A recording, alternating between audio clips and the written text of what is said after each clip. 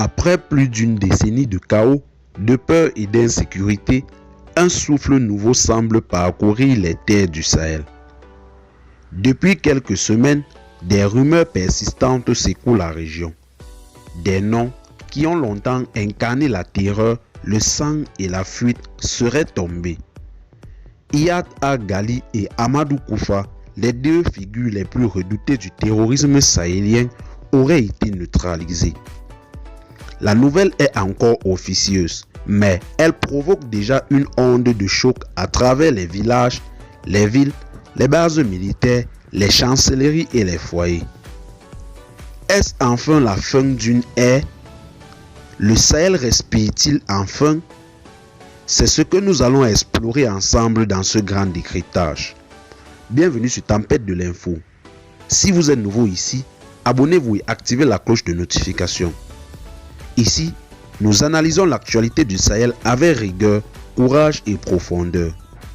Et aujourd'hui, nous allons plonger dans les coulisses d'une information qui, si elle se confirme, pourrait changer le destin de toute une région. Pour comprendre l'importance de cette nouvelle, il faut revenir sur les parcours de ces deux hommes. Iyad Ghali, Touareg malien, est une figure bien connue dans la sous-région. Ancien rebelle du mouvement populaire de l'Azawad dans les années 1990, il devient plus tard diplomate avant de basculer dans l'islamisme radical. En 2012, il fonde Ansadine, un groupe salafiste armé qui participe à la prise du nord du Mali. Par la suite, il devient le chef du groupe de soutien à l'islam et aux musulmans, une alliance djihadiste affiliée à Al-Qaïda. Stratège, discret, insaisissable, Iyad Ghali a longtemps été considéré comme le cerveau du terrorisme au Sahel. À ses côtés, Amadou Koufa, prédicateur peul originaire de Mopti, est un autre visage de la terreur. Ancien membre de la secte Dawa, il devient rapidement une figure religieuse influente avant de prendre les armes. Il fonde la Katiba Massina et rejoint Iyad Ghali dans la coalition du G-SIM. Amadou Koufa incarne la radicalisation dans le centre du Mali. Il utilise la fracture ethnique entre Peul et Dogon pour recruter, manipuler et diviser. Ensemble, Iyad Ghali et Amadou Koufa ont imposé leur règne par la peur, les assassinats, les attaques, les embuscades et les mines artisanales. Pendant plus d'une décennie, leurs actions ont transformé le Sahel en champ de ruines. Des milliers de morts, des centaines de villages brûlés, des millions de déplacés internes, des familles déchirées, des écoles fermées, des routes abandonnées et surtout une jeunesse privée d'avenir. À Ogosagou, à Boni, à Djibo, à Kidal, à Inata, à Tessi, leurs noms sont liés à la douleur. Chaque attaque portait leur signature. Chaque opération sémait la panique et chaque silence entre deux offensives était porteur de menaces. Mais depuis plusieurs mois, une nouvelle dynamique semble émerger. Les armées nationales du Mali, du Burkina Faso et du Niger, renforcées par des volontaires civils et de nouveaux partenaires internationaux, ont lancé des offensives massives contre les groupes terroristes.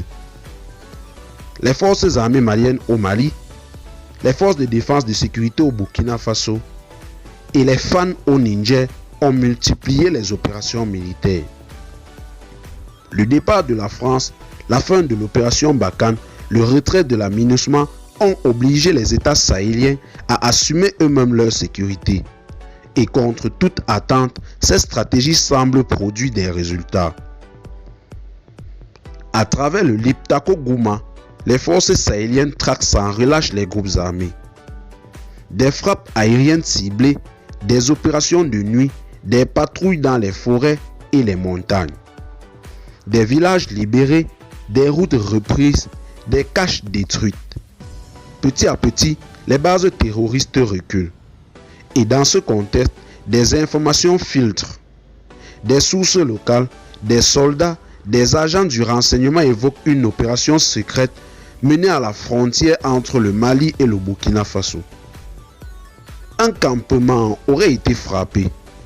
Plusieurs figures clés du G5 seraient tombées et parmi elles, 2 corps auraient été extraits et analysés.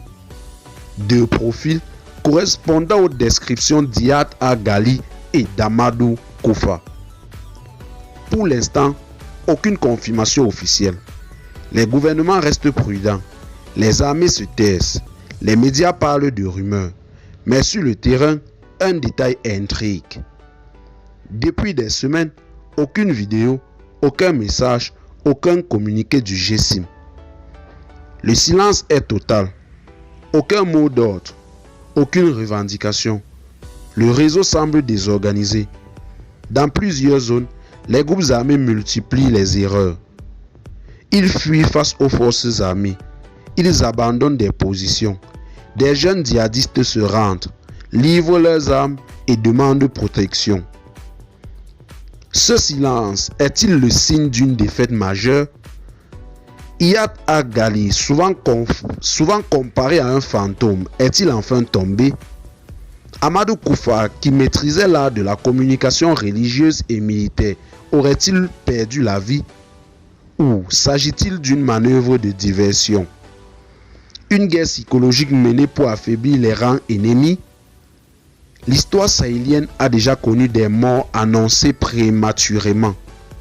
Rappelons-nous de Mokhtar Belmokhtar, le barbare de l'île Amenas, déclaré mort à plusieurs reprises, toujours ressuscité par les rumeurs. La prudence est donc de mise.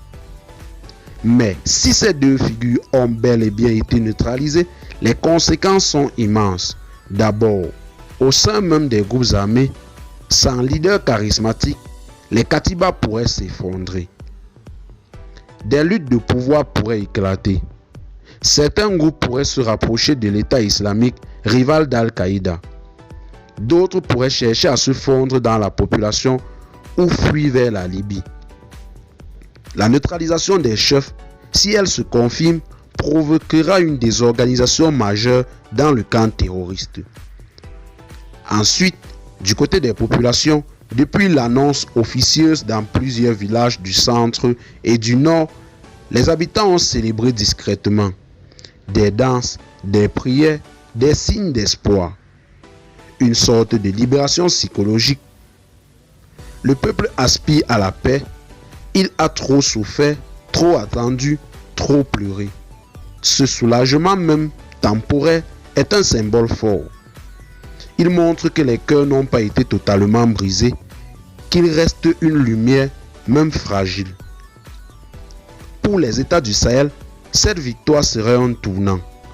Pour Assimi Goïta au Mali, pour Ibrahim Traoré au Burkina Faso, pour les autorités nigériennes, ce serait la preuve que leur stratégie de rupture fonctionne. Que leur rejet de la tutelle occidentale n'était pas une folie, mais un choix réfléchi. Que la souveraineté, la vraie, peut produire des résultats tangibles. Cela renforcerait leur légitimité, leur pouvoir, leur vision. Mais attention, la chute d'un chef n'est pas la fin d'un combat. Le terrorisme est un monstre à plusieurs têtes.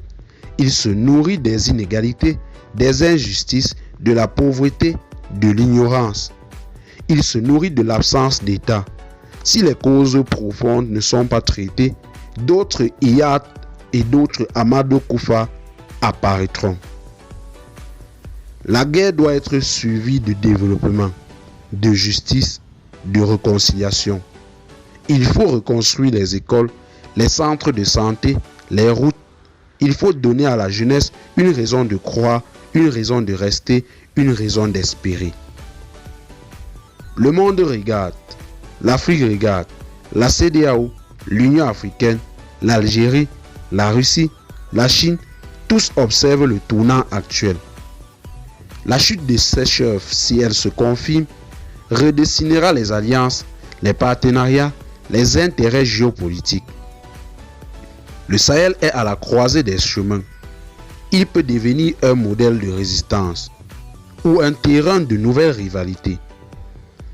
Iyad Agali et Amadou Koufa, s'ils sont réellement tombés, laisseront derrière eux un lourd héritage de mort. Mais aussi une leçon, celle que même les figures les plus puissantes de la terreur ne sont pas éternelles. Que la résilience d'un peuple peut vaincre les ténèbres. Que la justice finit toujours par frapper. Merci d'avoir suivi cette vidéo jusqu'à la fin. Si vous croyez en un Sahel libre, en paix, reconstruit par ses fils et filles, abonnez-vous, commentez, partagez cette vidéo. Car l'information est une arme. Et ensemble, nous pouvons écrire une nouvelle page de notre histoire. Une page d'espoir.